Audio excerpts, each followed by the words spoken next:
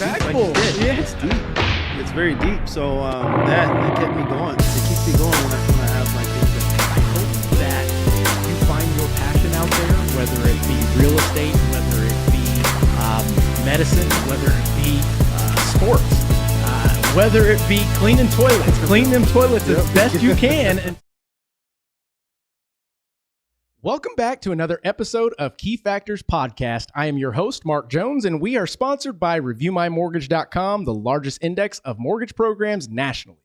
And today I have some pretty cool friends on the podcast. I've been trying to get him on for quite some time, and he's finally here. So without further ado, I would like to introduce Charley Wasson. Hey, Mark. And Alisa Wasson. This is my beautiful wife and extremely talented real estate partner. I love it. I love it. Guys, finally, the time has come for us to chat it out about anything you want. Obviously, real estate, mortgage related, entrepreneurial spirited. But before we get into that, I want to tell the folks where you guys came from, who you are, to give a little bit of perspective. So if you could take a few moments to let us know what the heck is, who are the Wassons? Well, we are realtors. We're with the Laughy Hilger group. And just like every realtor I've ever met, Mark, neither of us in third grade looked at our teacher and said, I want to be a realtor when I grow up. My mom was a realtor, and true. I did not want to be my mom. Hell no. Well, look what happened. Alisa, tell everybody a little bit about your background and etc. Grew up in middle America in Missouri. Okay. Met Charlie when I was 23. Married him when I was 25. Okay. We had some babies. Lived in Alaska. Lived in Waco. Live here now. Kids are 24 and 20. Okay. Became a realtor about 5 years ago. Before that, I was a retail fashion merchandising Fashionista. No. I sold stuff. And a preschool I did teacher. too back in high school, but we can't talk about that. Yeah, right. Different products, I believe. Gotcha. But anyway, done it all. I think- Preschool teacher, stay-at-home mom. I want to get a little bit into Alisa's background. We'll tie that in just a second to Yeah. what I think makes her so excellent as a realtor. My background, went to the University of Kansas, Rock Chalk Jayhawk. KU. Oh, did that slip out? Yeah. That what always does. At least it wasn't an FU. Not yet. Went to Kansas, got a journalism degree, ended up a radio broadcaster for almost 20 years. I was a radio DJ Would you believe that, everybody? in Alaska. That's what made me fall in love with them. It was his voice. And then you saw him Yeah. and we're like, dang it. Ooh, it's true what they say about radio guys. They're all fat and ugly. Could you imagine if there was like online dating and stuff like that back in the day? Where you only had his voice to judge and maybe a picture in a granular like photograph or something, you'd probably still fall in love. What's not to love? I mean, I really only heard his voice. I mean, we're old, so the internet didn't exist. Yeah. There was no, let me look up this radio Sure. DJ. I had to go to one of his remotes to see what he looked Wow. like. He was cute.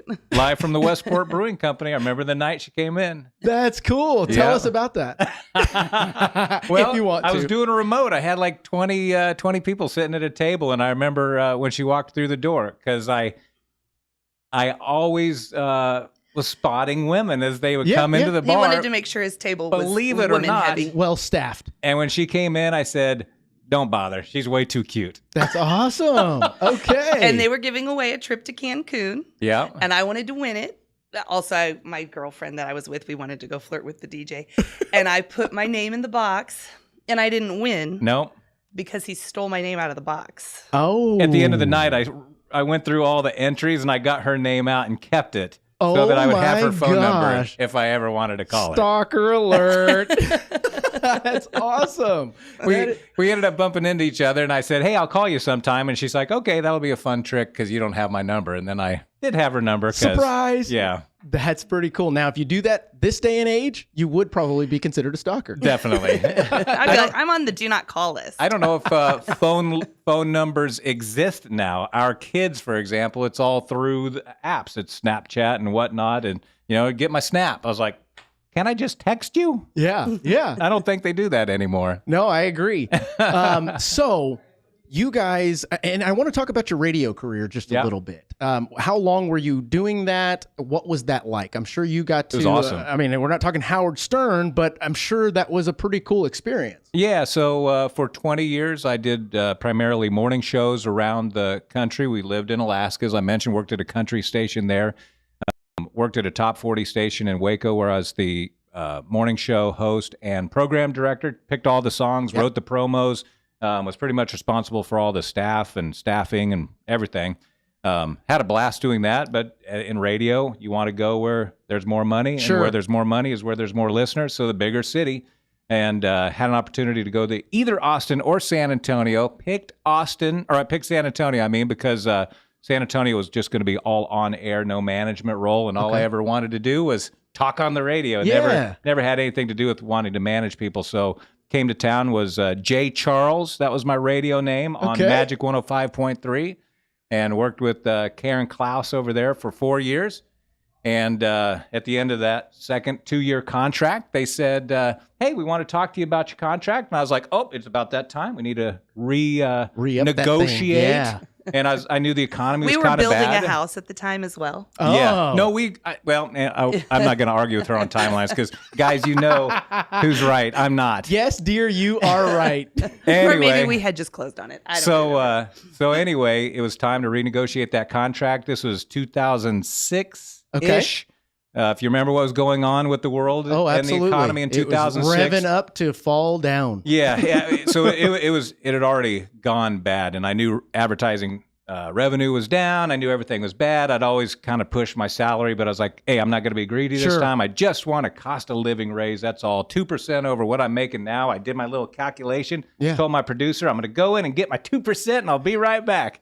And walked into the office, and there was the boss and the boss's boss and the head of HR and everybody with the big fat manila envelope sitting on the table that anybody who's ever been fired from a big company. Means. I was going to say, And I went, oh. And basically they broke the news to me. I walked back in my office. My producer said, how'd it go? And I said, not like I expected. And I grabbed my stuff and walked out. Wow. And was that the end of that career? That was the end of that job. Okay. It was the beginning of the end of that career. Yeah, landed another job worth mentioning in Columbus, Ohio, at the best radio station I'd ever worked with a great co-host. It was wonderful. Couldn't wait to get my family moved out to Columbus. Of course, this is mid-recession now. This is 2008-ish, I believe. Yeah. We're trying to sell our house back in San Antonio on the market for 10 months. Wow. Had not sold, which is weird. Our mom was a realtor. It was so let's talk about that for just a brief moment before we finish up that discussion,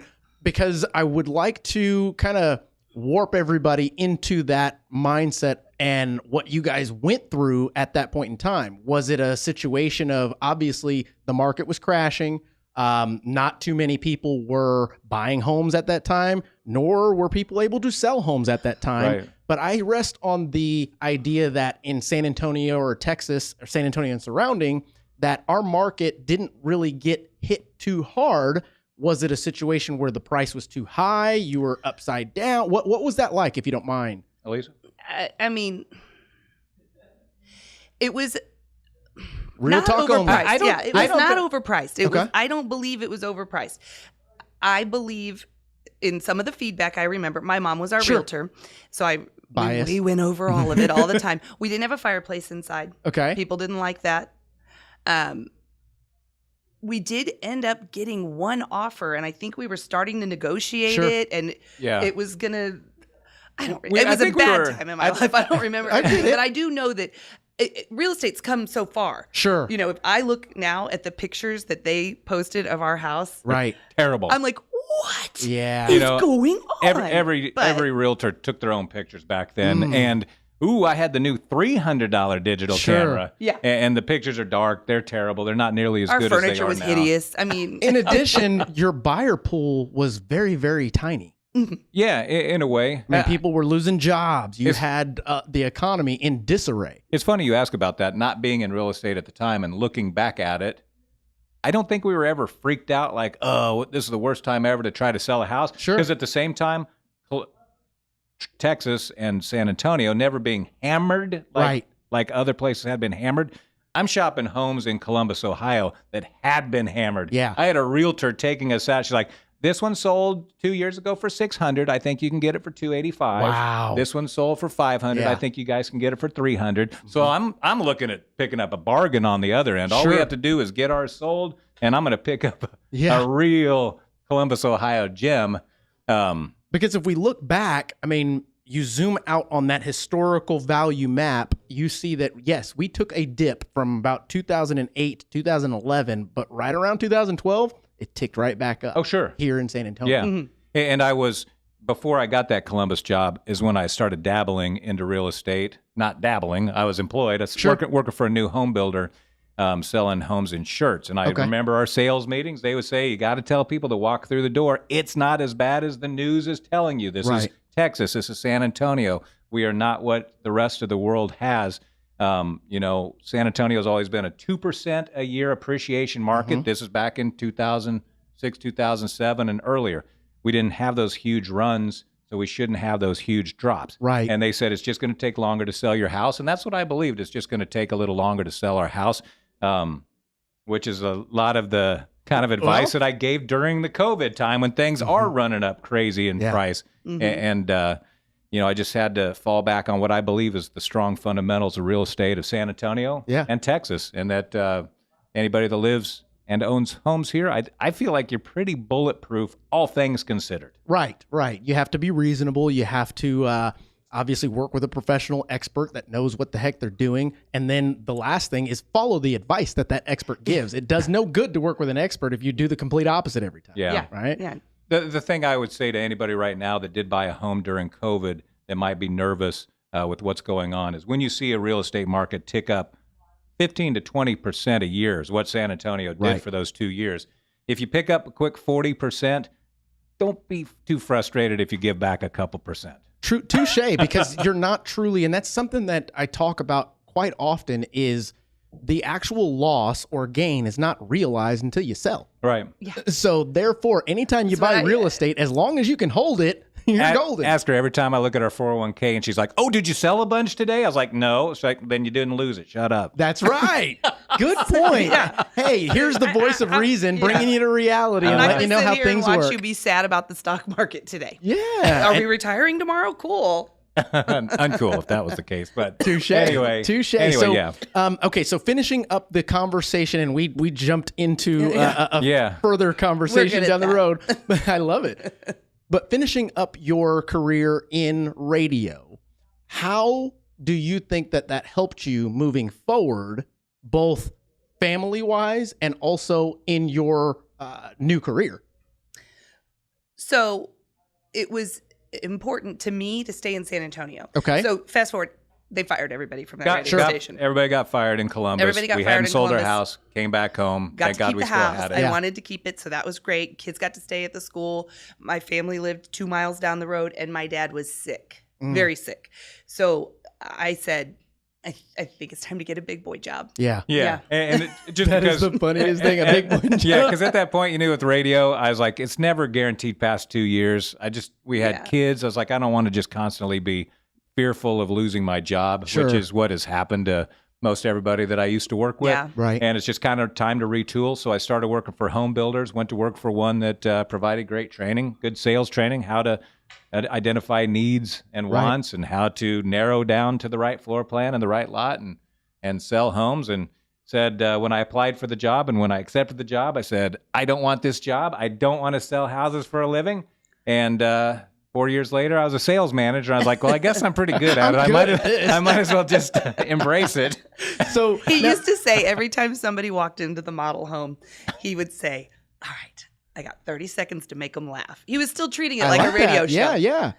Yeah. That's smart. Yeah, I still like to use humor whenever I can. Well, that being said, my next question has to do with when you were in radio then versus what you see radio now and the censorship and things of that nature. Did you have less restrictions when you were on the radio? Did they give you the topics? Did you just fly off the cuff? What was that like? I don't think I think they get away with more on the radio now because the regulatory bodies are even less funded than they were back then. Touche. So there's even less people to give out fines and whatnot. Very different than I hear media. stuff on the radio now. I'm like, can you say that? Like, I could never say that. Yeah. But to answer your question, he talked about whatever he wanted to talk about. Very cool. Yeah, at the Waco job in particular, where I was the boss, that was the most fun because I could carte blanche. If I wanted to talk about it, I could talk about it. Less politics, stuff like that. Just my boss trusted me, and I didn't get us in trouble. Very good. No, that's a smart way to go about it. Saying dirty words on the radio was always a way to get yourself fired, and I always liked that constant paycheck for some reason. Or to get yourself promoted to WNBC. Yes. Howard already did that, though. Yes, he did. Everybody else was just copycats after that, so he had to try to figure out something original. And I never figured out what that thing was. Maybe it was selling homes. Maybe so. So now let's talk about selling of homes. You guys have been doing that for quite some time now, have been very successful at it. When you first got into the transition from being a sales counselor to now realtor, what was that like? That transition of actually having to go out and hunt and kill what you eat versus it's coming to you? Well, first of all, let me say, I didn't want him to do it. She did not want me to do it. So scary. Yeah. We had kids. Insurance, all the things. The startup is 1099 lifestyle. We'd always been 100% commission, but you always had a company kind of as your backstop when you worked for a builder. Saving your taxes for you. Yeah, that's true. And all that stuff, and them supposedly driving traffic through the door. But ultimately, when I became a sales manager, that's when I got to see how many good salesmen had no control of their own destiny. Because I'm like, okay, you're our number one sales guy. Aren't you excited? We're going to give you this new community. And if we, as the builder, had not priced it right or put the right product out there, it wasn't going to sell. It wasn't going to move. And as a result, because that's what sales organizations do, and if you're a salesman, you know this, eventually they look at your numbers and say, sorry, man, you're just not cutting it. And when they bounce you, and then they bring in somebody else to starve out. And then after like 3 sets of sales counselors, they finally figure out, oh, I guess it is us. Yeah, they adjust the prices. And then, and I just saw that too many times, and I had been put in that position to where I wanted to control my destiny. I felt like building rapport was always my strong suit. Yeah. And as a realtor, you can go where the client needs you to go rather than being stuck within the walls of that neighborhood with 7 floor plans and pricing from here to here. So when you jumped in, being a little fearful but excited at the same time, you got your wife on your back saying, you better make this work. What were you using to get your career jump-started? I mean, this is I had just met you when this stuff was going on. Yeah, if you're looking for advice for new realtors. Absolutely. My biggest advice then, it is now, and I will say I don't do it nearly as much as we should, open houses. Yeah. Because that's what I did for 9 years working for builders, is people walk into the front door of the model home and you say, hi, how are you? What can I help you with? And open houses for realtors is just a great way to meet clients. So I think in our first year, we had like 8 sales that I could trace back Charley to did open it by houses. himself. I didn't Yeah, join Alisa you wasn't for a a few realtor years. yet. And so just going out to open houses, meeting people, shaking hands, asking the questions. Right. Do you have a realtor now? Do you have a house to sell? How can I help you? Does this one work? Right. Can I show you another one that might work? And just got to be the guy that's known, liked, and trusted. Absolutely. And as soon as they walk through the door, you got a chance to be known. Then you have an opportunity to make them laugh. Absolutely. And, gain some trust if you talk like you know what you're talking about. That's very true. That's very true. It helps, I'll tell you that. And I think that is a testament to our current market that we have now, where a lot of folks are going back to the basics, but with a skewed understanding. For example, open houses. Mm-hmm. There are many realtors out there, lenders out there, that believe by doing an open house, number one, it's just a pain in the butt. We're not going to get much from it, or I'm not going to sell this house. I think they have a skewed idea of the purpose of an open house. Right. It's intended to meet new people and to figure out how you can help them in their path. Whereas the novice agent goes in and they're like, well, let me try and sell this house. Right. If you Sell go yourself. in with sell yourself. Yeah. That's right. It's an opportunity to collect phone numbers, email addresses, Absolutely. people, build a sphere, get a bunch of, it's just opportunities. Yes. It's not, I'm going to sell this house today. As a matter of fact, my wife and I, Kristen, just did an open house for one of your listings. Thank you very And much. it was, yeah, really? Yeah. They did get a contract, yeah. And I will tell you, our goal was not to sell that house. It was Yeah. to meet people, and we had plenty of people come through there, made good relationships, had great conversations. And yes, we would show Made a them really the cute house. video. You guys did, yeah. We showed them the house. Kristen knew all the details Yeah. of it, but it was just to impress them that she knows what the hell she's doing. Yep. It's not to sell this house in particular. It's to earn their trust, their like, and get them to understand that I can help you do whatever it is that you're trying to accomplish. Yeah. There is one case, though, and I'm thinking there might have been another. We did sell the house at the open house. That has happened before for me, where too. That's someone awesome feeling. got there and you know, they're walking around like, it's even more beautiful than we hoped. And we're like, Whoa. have you seen this before? No, it's our first time. Do you have a realtor? No. Nope. Bingo. Boom! Jackpot, baby! That's awesome. So now, that being said, do you guys ever play both sides of the fence? Meaning, let's split you up. You go to your corner, you go to your corner. I'm going to be the listing. I'm going to be the buying. We have. We Okay. have. Yeah. It's not my favorite. No, and I've heard that quite often, that you don't want to blur the lines, the fiduciary responsibilities to this person or that Right. person. Would you compare that to maybe a builder and their lender? Hey. I don't think there's any mystery that builders and their lenders are like that. When Alisa and I are representing Yeah. opposite sides, we are at least like that. We get kind of close down to, Yes. you know, when we get home, but And yeah. they call that what, an intermediary, correct? It's intermediary, Okay, yeah. very good. with appointment. Sure, with appointment. That's awesome. That's awesome. But yeah, it's a weird one because we like to negotiate hard, and it was kind of a different deal. We've had a thing where two neighbors that more or less knew each other already. We helped them, but yeah, it doesn't happen very often. I always usually say it. You know, there's 15,000 agents in San Antonio. The odds of us working a buyer and seller are pretty small. Yeah, very slim. It did happen when at an open house. I remember they came in, they wanted to buy it. We have the listing, and we got somebody from the office. Yeah, we did to that in help one us with case that, also. because it was just I was so new that I was like, I don't know. What I don't to feel say. comfortable doing Yeah. this. Yeah. And that makes perfect sense. I mean, so in today's market, we're hearing a lot of chatter out there about crashes. We've already addressed the fact that you believe that we're not going to crash. We're in a pretty good spot being here in Texas. But how are you keeping up with the numbers that you put up last year and the year before? I mean, what are you? We're speaking truth here. I mean, let's give the folks realistic expectations of what's going on. Are we talking to realtors right now? Is By that our all audience? means, we're talking to anybody that'll listen to this. I bet my mom does. Yeah. My personal expectation for 2023 is that we will sell more homes than we did in 2022. Okay. I feel like we started out, we're in a coaching program where we have to define our goals. By January 15, we were already redefining quarter one goals because we'd already hit them. Sure. Had an incredible December when the rates dropped Drop just for a moment, little bit. Sure. We had picked up a bunch of referrals and got a lot of people under contract in a hurry in December. But then I noticed come mid-February, I'm like, where's the new contracts? Yeah. Like, it's kind of, it's even personally cyclical. Right. But there's an awful lot of demand. Yesterday I took a piece of paper and wrote through all the buyers and sellers that we're currently communicating with. I think we've got like 23 to 25 active, like if the right home would just present itself. And we've been in that case for 2 years, which is more proof that I feel we're in a seller's market still. Not enough homes on the market because I've had multiple $1 million buyers who are like, just show me the right house. And I'll pull the trigger. Yeah. And they're ready tomorrow. Or they're ready yesterday, and we just can't find the right house for them. Sure. And by definition, a seller's market converts to a buyer's market once we have at least 6 months of inventory sitting on the market, which makes perfect sense as to why.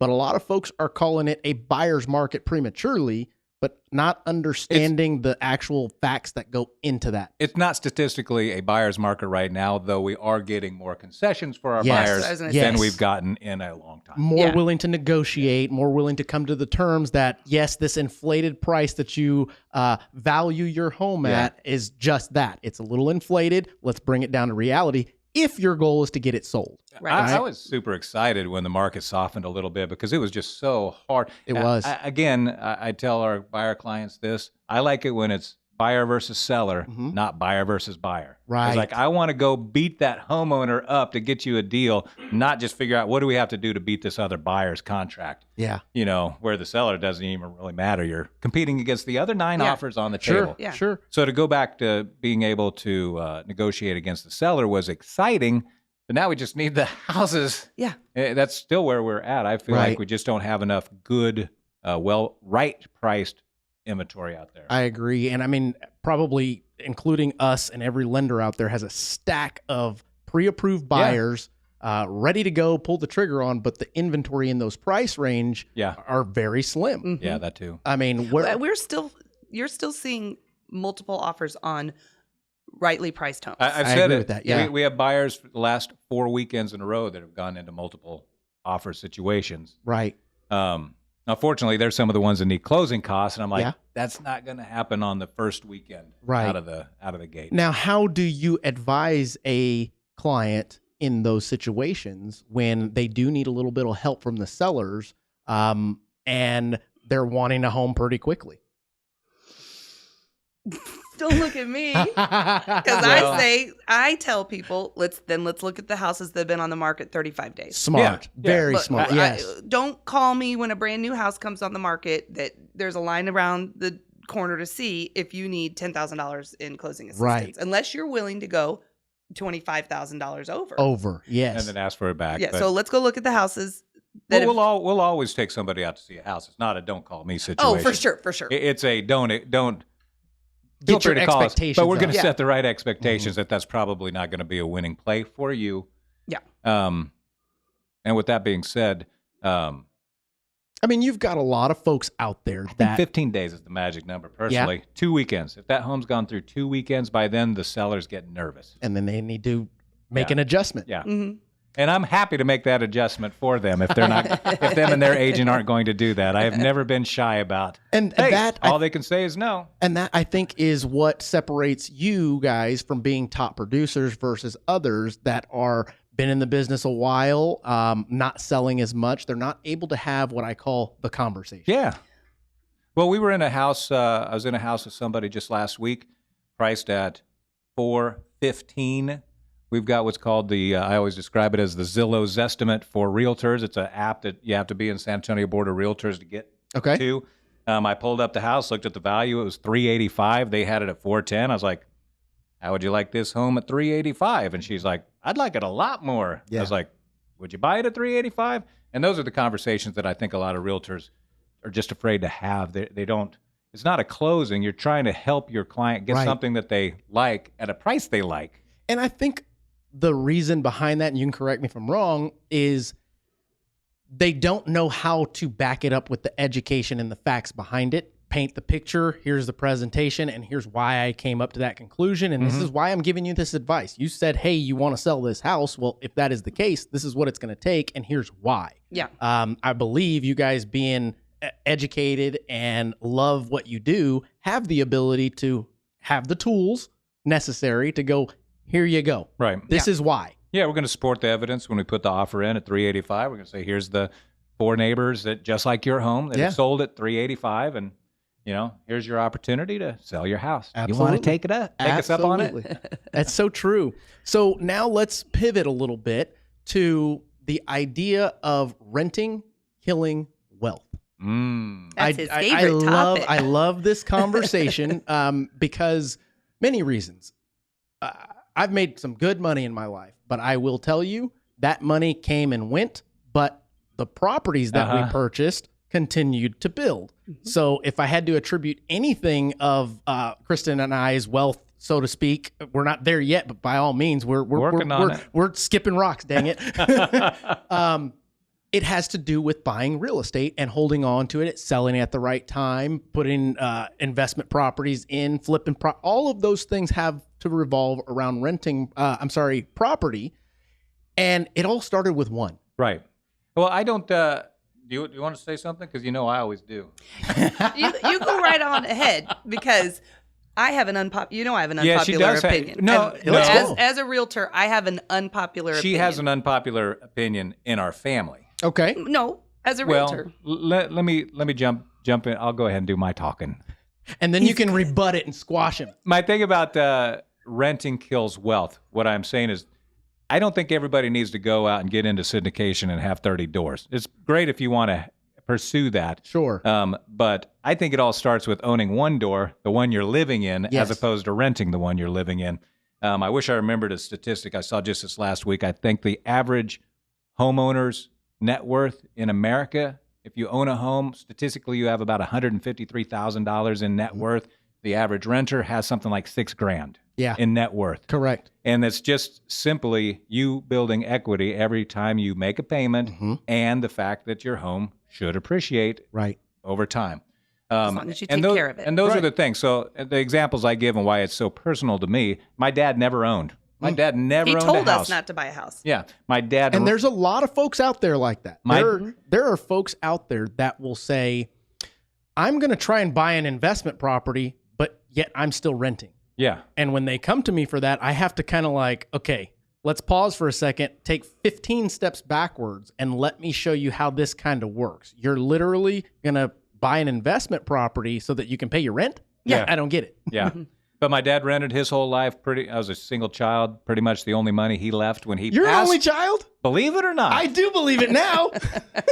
When my dad passed away, the Kristen only money he left me was the money he had inherited from his parents who owned a home. And always had owned their homes. And then my mom, when she left Kansas to come down to San Antonio, she was living in an apartment. I said, Mom, how much money do you have in the bank? She told me how much she had. She was renting in Bernie, an apartment complex. And I said, you have exactly 19 months worth of money, of rent checks in your account.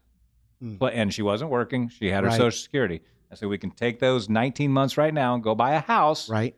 And she did, bought it outright cash. And luckily she did, because otherwise I think the apartment complex just would have sucked her dry. She would have had to live with us. Yeah. That was awesome. Anyway, let me tee up Alisa for her unpopular opinion. That was so sincere and heartfelt. As a realtor, you see and you understand how much wealth can be built buying homes to rent to others. Yes. And there's a market for that. I do understand that sometimes buying is not the perfect situation. However, we were in a position to be able to buy one of these homes. And there was a neighborhood near our home that I was like, these are great. It's Bernie Schools, most affordable price homes in town. I think we should buy this one. And her take is, we're in the business of helping people achieve the American dream. Okay. I am not going to go buy a house that these newlyweds really want to buy. Okay. Because I can get the commission taken off, or I know better than them. I'm going to help them first. Okay. I like to live a life of abundance. I say that. Sure. There's plenty to go around. I'm not against, we have a rental property now, so I'm not, but when I go to these conferences or such with Charley, and we've got these agents up there, I own 68 doors, and I just went in and I just bought all those cheap houses up because I could. And I'm just thinking, what about all those families? We're going to sit right here and we're going to say renting kills wealth. Right. But then we're going to go buy all the houses. Okay. And rent them to you? I can appreciate that perspective. I really can, because that comes from a place of goodness. It defines who you are as a person. But the alternative is you've got a company called BlackRock that'll come in and buy it with zero remorse and only look at the bottom line. Right. And on the other token, you've got a sea of renters that need to rent. Well, not even that. It's more so they're naysayers about buying. Sure. They're the ones that are on the comments going, yeah, the market's going to crash. And you're like, just keep renting. Exactly. So let me just keep burning this money up. Yeah. And I think it's more of a situation where you have to get in where you fit in versus missing opportunities that you guys put yourself in a position to be able to do that. If anything, I would say go on a road show and explain and show people how you did it. And that's more of an educational piece for those folks. Like you said, start with one. You got to start with one. Well, and she never wanted to chase down rent and get the call in the middle of the night that the toilet's backed up and all that. So finally, we did get our first investment property when our daughter got a job in Oklahoma City. And she said, hey, I've got a great renter. Do you want to buy a home in Oklahoma City? So she not in my backyarded. And we took a house off the market in Oklahoma City that we rent to our daughter. Now, believe it or not, Oklahoma, and I was reading a report. So gosh, I was literally just going to say that. You should see this house. It is going to be the new place in time. Obviously, everything is over time where you're going to find affordable housing that is totally reasonable for your first-time home buyers. And it takes me to the situation of, okay, there's a lot of first-time home buyers sitting on the fence because there's not enough inventory available for them. So what happened in California when the prices were low? People had to start moving out and migrating to be able to do that.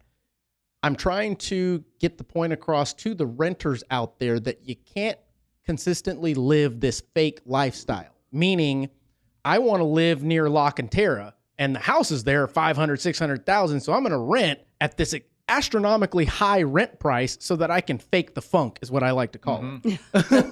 And the idea behind that is, how do we get through to these folks so that they understand themselves that you've got to bring yourself down to the real reality and stop living this fake, you're doing it for the wrong reasons type situation. Does that kind of make sense? Yeah, I think it's just either you understand it and you want to be a homeowner or it's not important to you. Because when I was selling homes, new homes in the model, I used to always have a lot of couples in their mid-20s. They'd come in, they'd find out the monthly payment. Oh, I don't want to be house poor. I don't want to be house poor. I don't want to be house poor. And I'd say, hey, we're all house poor. I'd say, don't you remember when we got married, you start having kids, and then your Friday night fun was sitting out in the street with a cooler of beer, watching the kids ride trikes out in the street. That became your Friday night instead of going and dropping $200 on a movie and dinner or anything else. Yeah. Fun became, you guys bring the burgers, you guys bring the buns. Yes. I'll bring the beer, meet me on the back porch, and we'll all have a cookout with all our neighbors who are equally house poor. And this is those are your best friends at the time. This is literally a conversation that I have just about every day. I started producing again to help everybody out, and I'm loving it. I fell in love with it again. Yeah. And we were on a call the other night that almost made me cry because it's like these people are so deserving. They're buying out in Hondo. Prices are lower, things of that nature. So they can get into a home and they understand the value of doing so. So the idea of most of the San Antonio folks that are renting, they want to continue to stay in that upper echelon price range, but not realistically be able to qualify for it. It's not to the point of there's not affordable housing. Well, no, there's not affordable housing where you want to buy. Are you going to come to terms with that? Right. Or are you going to start moving outwards? Because in any metropolitan area, if you just take a couple of miles outward, you're going to find some affordable pricing. Is it going to be, great for your commute? Is it great for what you used to go and do? Maybe not, but it is a reward at the end for your family, for you financially. And just like you said, as first-time home buyers, they need to understand that your habits start to change. Your lifestyle starts to change. Instead of going out to the clubs or the bars or whatever, you tend to have people over. And now it becomes this warm place where everybody starts to make memories. And you get to show off that home you bought. Exactly. You get to say, come to my house. That's so true and so cool at the same time, because people want to believe that I have to have all these great things and people are going to judge me if I don't. Versus you've got your friends that are probably all renting still coming over to your house and judging you for whatever the case. Well, dumbass, you're still renting. Right. Yeah. So the house that our daughter rents from us, she's only 24. Yeah. It's out in the suburbs. It's 25 minutes away from her work. It's nowhere near any of the fun stuff. But she doesn't care because she's got a house to live in. She's not throwing away money on rent. Right. I mean, she is renting from us. But still, yes. It's a different situation. But she finds great joy in having people over. Yeah. Come over to my house. We'll cook, we'll do this, we'll do that. And I think being her age and already living the I have a home lifestyle, she's going to continue with that. I have to agree. Yeah. Yeah. And you know where she got that from, right? She's already that's a joint effort. She's already asking, like, if me and my boyfriend make this much combined, how much home do you think we could afford? I was like, you're not moving out. I like good tenants. I'll lower the rent before I have you move out. Now, this is not the one that's French, right? The boyfriend is French, yes. Okay. I don't want him to get offended. No. I will definitely sell him. That's awesome. No, that's great. Home ownership is fantastic. I appreciate Alisa's big heart because it has been difficult getting some first-time home buyers into homes. And if you're a first-time home buyer who keeps getting your teeth kicked in, hang in there. Keep smiling. We love your smile, even though you don't have any teeth. Yeah. That's so true. No, I love first-time home buyers. They're probably my favorite. Yeah. Now, as long as their dad stays home. Touche. Don't you bring dad to that inspection. It's like, you're not buying the house, nor did you build it. It's true. We get a lot of folks. And now, most of the time, I will invite the parents to the conversation so that they give their 2 cents, especially in today's market, simply because the parents, and I said this before, as far as advice goes, what advice would you give to a first-time buyer? Talk to your parents. I don't normally say that because in the previous market, it was always a different kind of conversation. Now it's more so ask your parents what rate they paid on their house. Yeah. Yes. And then ask them how much they made when they sold that first house. Yeah. And that way it's a true and factual statement that they can provide their expertise because they've gone through it. Yeah. They either have sold and made good money, or they still live in that house. It's probably paid off, or it's been paid off and they pulled money out to pay for college and backwards and forwards. But it is a mechanism for financial gain. And it's also nice, especially like if I went to my mom and said, hey, what did you and dad pay? Yeah, what was your interest rate on that house in St. Louis? Oh, what was that? 1984? 16%? Yeah. It's nice to be able to say we're still historically low. Absolutely. Yes. And that's a big conversation that just about every lender, every realtor is talking about right now. But unfortunately, people are getting discouraged, both on the lending side and the real estate side. I'm seeing a lot of folks getting out of the business. Really? I believe the statistic that we looked up is 40% of lenders nationally did not renew their license. Wow. That's a big number. But there are a lot of mom and pops and little onesie twosies, aren't there? I would imagine so. So yes, that being said, I can almost bet that that's probably the case. Right. But it's a situation of, did we have too many anyway? Sure. I was at a lunch with a bunch of top producing realtors, and this woman, she's been doing this forever. Like when my mom was a realtor, they were friends. Yeah. And she says, I'm glad that the market's doing this because we need to get rid of some of these newbies. They think they can do this part-time and they're making our profession look bad. Yeah. I'm happy to see them go. Well, there is something to be said for the old adage of, do you want to, real estate is not brain surgery, but would you want a brain surgeon that does 2 operations a year? Touche. Or 2 a day? I don't think I've ever heard it articulated that way. And that is a great way to put it, because you're using something that that's detrimental or advantageous to your health and what could happen. Same situation with a home. I'm going to break it to you, Mark. I don't know if you've ever known this, but you had brain surgery. Realtors have a negative connotation with some people. Yeah, some people don't like us.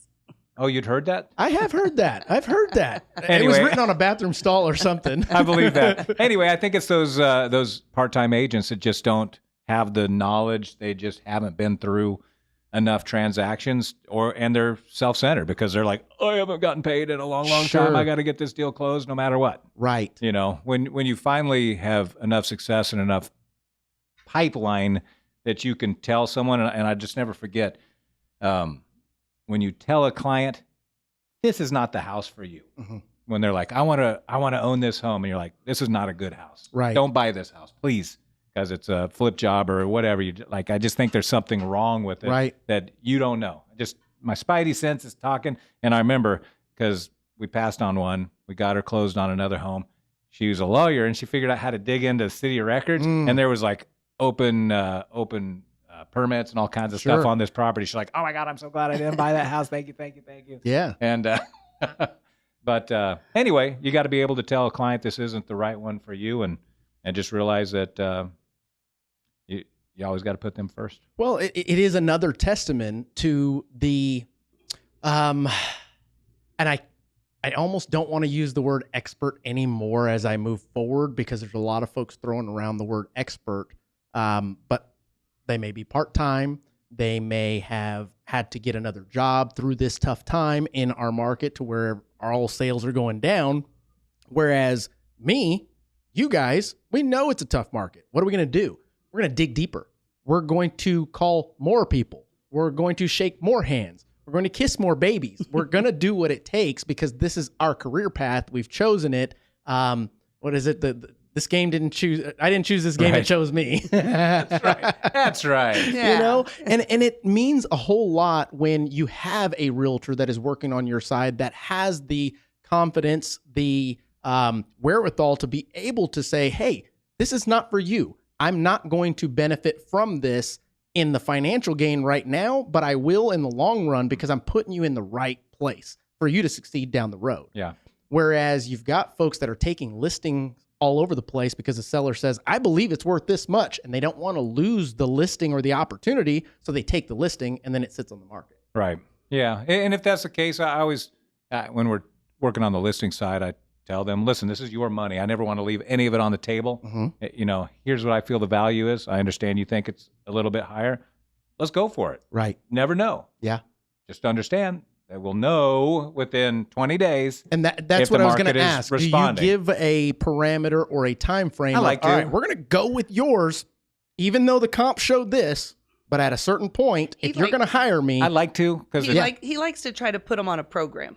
Okay. Just to take the emotions out of it, because it really is hard when a home doesn't sell. I think sellers take it personally, and they think, oh, my realtor's doing a bad job for me. And if you can set those defined points ahead of time, it takes what do we say now? Did we say 15 days or 20 days before a price reduction? Right. If you can get them written out ahead of time, I think it takes the emotion out, and it just, also just makes it predictable. You can almost just say, hey, I made that price adjustment that we agreed to 3 weeks ago. In addition, it solidifies your level of expertise. Yeah. It really does. It's confirmation of you're the expert. Right. So that's some good information, and I'm sure. Go ahead. I'm just going to say that program works better than the "I told you so." Yeah. I told you so. Yeah, they don't like it when you do that. No. Weird.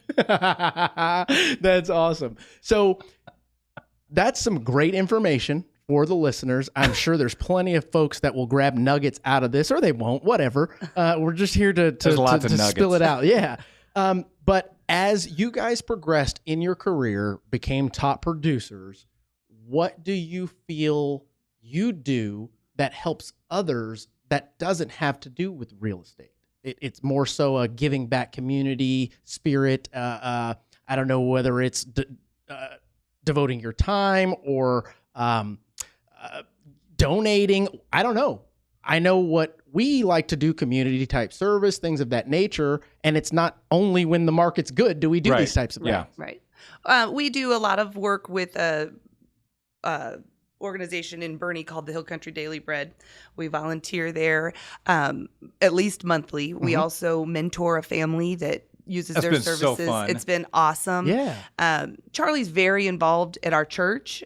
I try. There's so many. You either do or you don't. Well, there's so many people that are more, and you're like, I want to be like that guy someday, and then I'm like, you find out he's retired. I'm still work. And there's so many people who do nothing. So it it is. But I think for us, for me, I want to help people. That's all I ever want to do. My background's in customer service. It's what you have a problem, how can I fix it? Yeah. It doesn't have to be selling you a house. You don't know where to buy balloons for your kid's birthday party? Come on, I'm going to show you. It's all about how can we help you reach your goal? She's the ultimate nurturer. I don't remember what that personality type is, but it's the Me neither. It's the one that makes it where I don't ever have to make my own lunch. or dinner That's or fold my awesome. clothes or anything. And she doesn't get mad at me. That's awesome.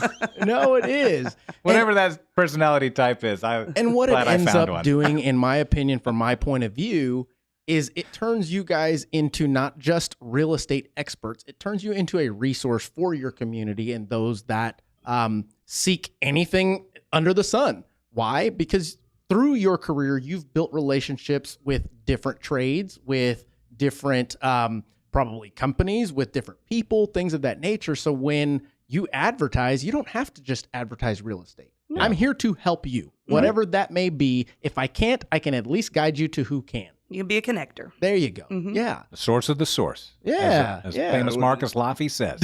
You're the source of the source. That's a good one. Good old Marcus Laughy. Shout out, man. We finally got him on. That's awesome. That's awesome. So we've gone almost an hour. What about pickleball? You asked what our passions are. I'm What about pickleball? I'm getting ready to get into that. Every day he's pickling. I got to save the pickle for the end. That's the good stuff. That's what he said. That is what I just said. So tell me, guys, I have played pickleball one time. Didn't really understand it, but I'm athletic. So I was like, I'm good at this. And I'm sure you were. I wasn't bad. Yeah. But how did you get into that? Where did that come from? And how do you keep yourself engaged in something like that? Okay. Well, because they're popping up everywhere. Yeah. Charley, fastest growing sport in America. Don't get left behind.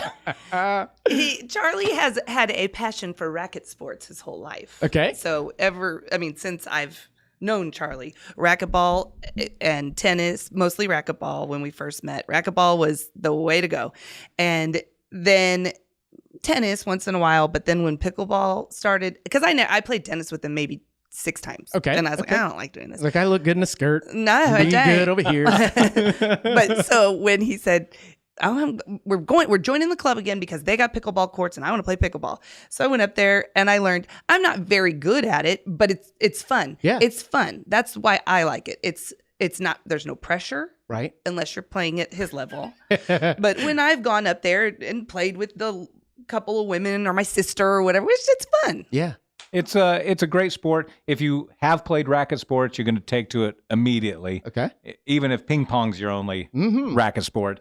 But for those that don't call themselves racket sports enthusiasts, it's a game you could just pick up and start playing. It's a very equalizing sport because the ball is a wiffle ball, so it only moves so fast. Sure. The rules are kind of designed so that the point naturally has to start. Okay. You serve the ball, they hit it back, the server has to let it bounce, and that gives the whole game a chance for it to become equalized, right. Both sides. It's you only score if you're serving. I don't know. It's a great sport. That's awesome. Give me a holler. I'll teach you how to play.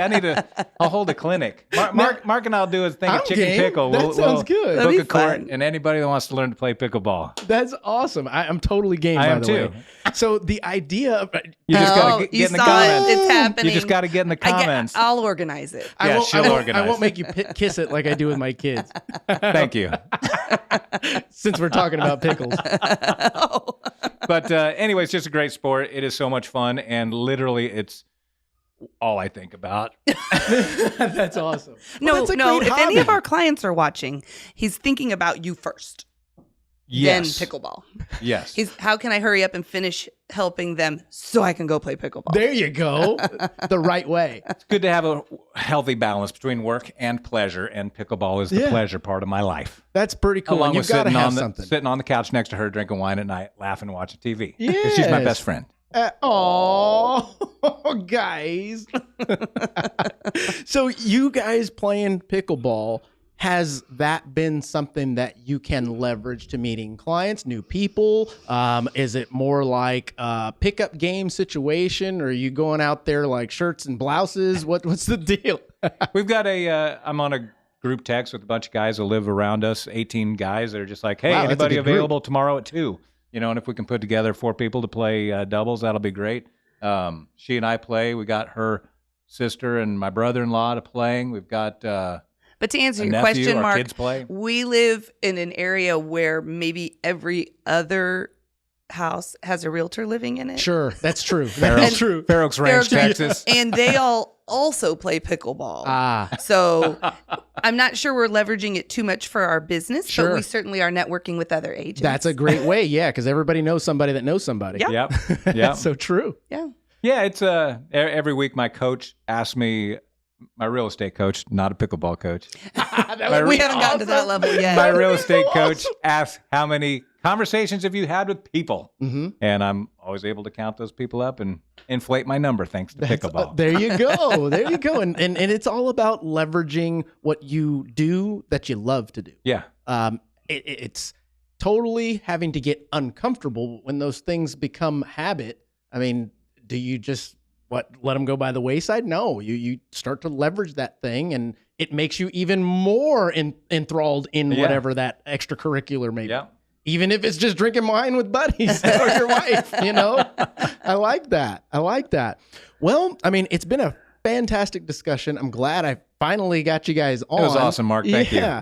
Is there anything that you guys would like to leave our listeners with, whether it may be real estate advice, whether it be life advice, or even just something you want to talk shit about? I want to pick your brain, actually. Can you give me just a second? You can have all the time you want. All the statistics show that when America has gone into past recessions, interest rates have come down.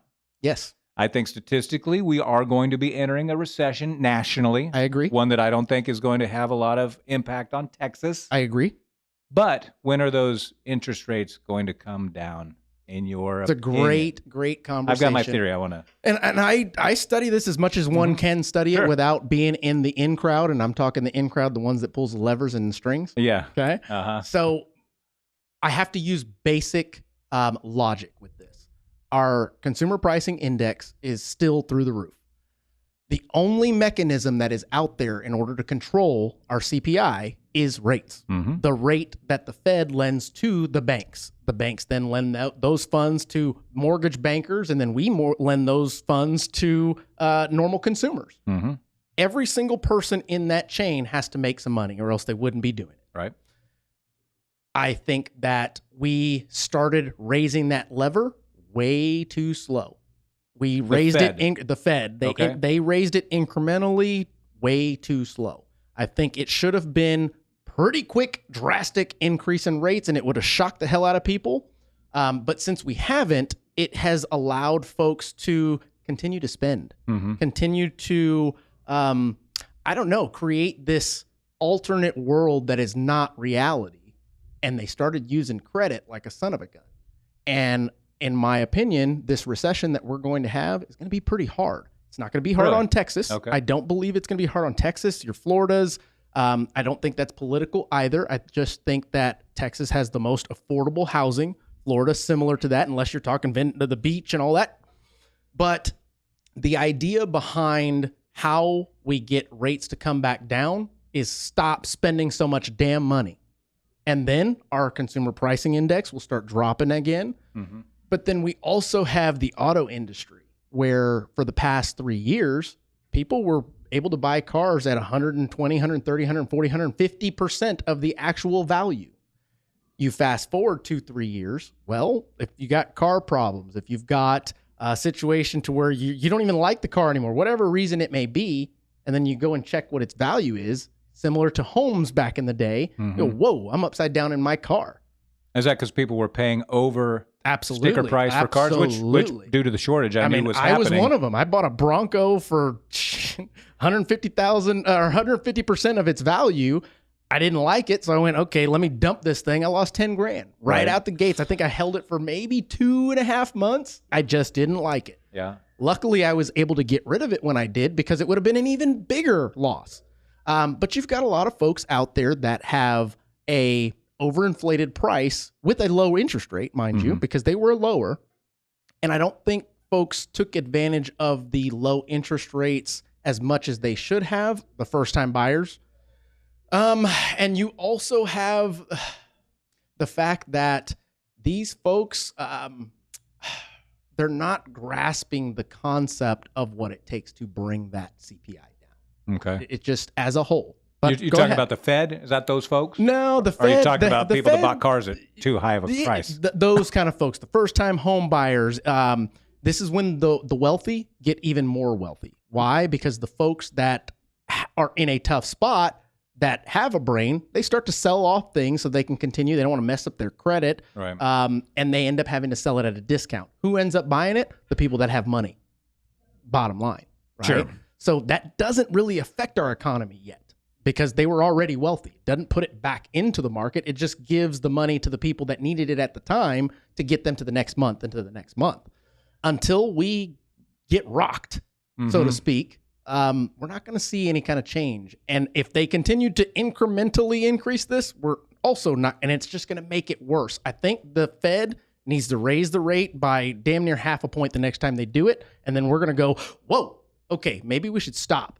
Yeah. Not stop everything, but by all means, let's slow down big time. Will it affect our real estate market? It absolutely is. It already has. But you know how you have a Band-Aid and you try and peel it off real slow and it's like, this is excruciating. And then somebody wise comes across and goes and rips that sucking gun off. And you go, okay, it's done. That's what needs to happen. So you think instead of 2 quarter points, they need to do 1/2 point, let it simmer? Yep, I do. And it's going to hurt, but it will accomplish or at least have a better opportunity of accomplishing what the goal is, which is to bring that sucker down. Right. Yeah. Brings me back to my question that I've asked since last June. Is that about when rates started going up crazy and the market started slowing down a lot? Oh, yeah. Where's all the cash buyers from 2021 when 49% of Bexar County homes sold to cash buyers? Right. Where are they now? They were all investors and they're out of money. Yeah. They bought them all. Okay. They bought them all. And fortunately, it gives the opportunity to the first-time buyer to jump back in the market, kind of like you were alluding to.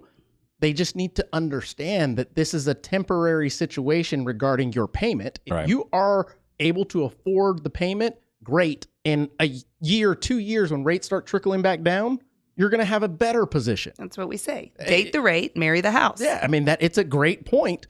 But a lot of folks don't understand it. Why? Because they are not willing to accept that during the last 2 to 3 years, that was totally a fake market. We were getting free money. You should have taken advantage of it when you had it because your $300,000 price point that you were looking at is now $220,000. Unfortunately. Yeah. Come to terms with it. Throw your hat. Correct. Yeah. Throw your hat in the ring. Get in there. Build some equity because in Texas we've been consistent, maybe 5-6% year over year, and then all of a sudden it was like 15, 20, 25%. Yeah. Okay, now it's coming down by 2%. Wait a minute.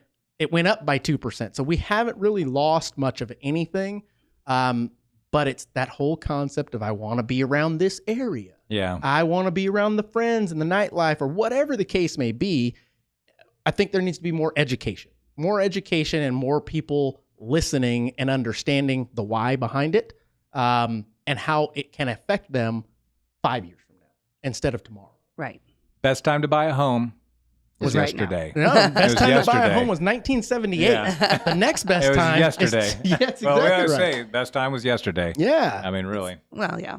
And what I always say is you can't lose in real estate unless you sell. There was a video that I came across and the headline was, "Don't buy a home in 2023." And I was like, look at this wahoo talking nonsense. I hit play and he gave some good reasons as to why you shouldn't buy a home.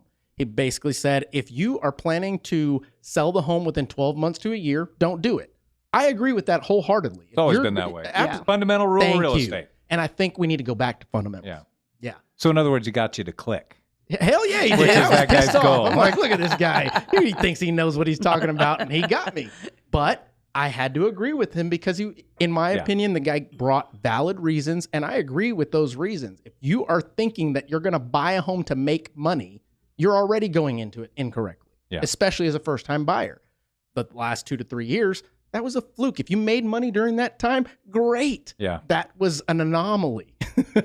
And it happened. I just, Yeah. Anyway, what happened to buying very fortunate a home? to some people who needed to sell a home quickly that they were able to make money. Absolutely. Because that is not the norm. But all those people had to pay taxes on those gains because they didn't hold it long enough. And now you became an investor and weren't even ready for it. So now what are you going to do? Go throw away and rent?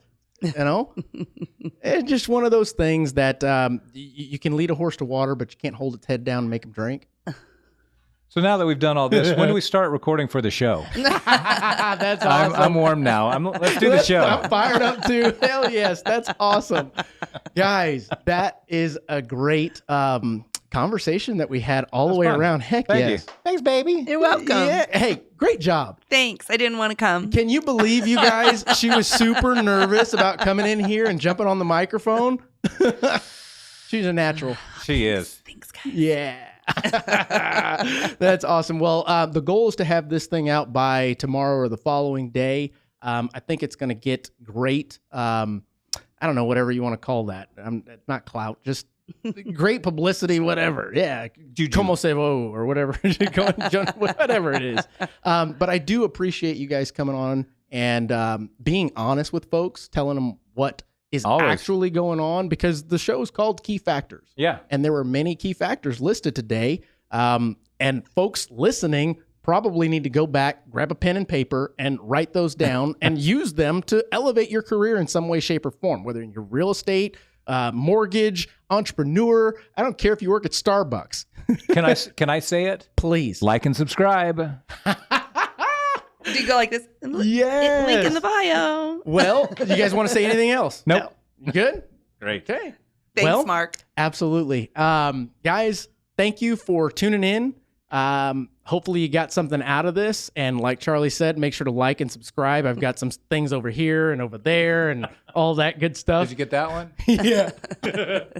But that being said,